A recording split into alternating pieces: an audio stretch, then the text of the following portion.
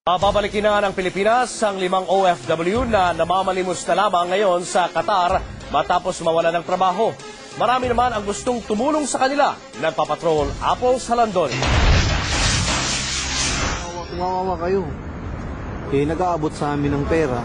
Kami po ng ulo ng hipon. Matapos mapanood kahapon sa TV Patrol ng mga OFW sa Middle East ang kwento ng 7 welder na namamalimos sa Qatar, dumagsa ang mga gustong tumulong. 4 na buwan silang hindi pinasweldo ng kanilang kumpanya. At nang magreklamo, tuluyan silang tinanggal sa trabaho. Nangihingi na lamang sila ng mga ulo ng hipon at itinatapon na lamang ng mga bumibiling mga Arabo. Base sa ulat ni ABS-CBN Middle East correspondent Delphine Montenegro, grupo ng mga Pinoy na naninirahan sa Qatar ang unang nagpahayag ng kahandaang tumulong.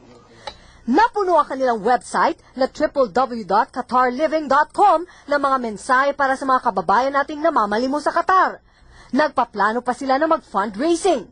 Nanawagan din sila sa pamahalaan na tulungan sila makauwi na ng Pilipinas dahil nababahala na ang kanilang mga pamilya sa trahedyang sinapit nila.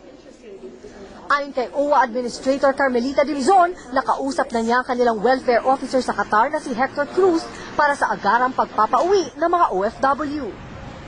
Wala namang sinabi na si Hector. Basta ang sinabi lang niya, "Ma'am, we are on top of this, we're helping." Apple Salandon, Patrol na Pilipino.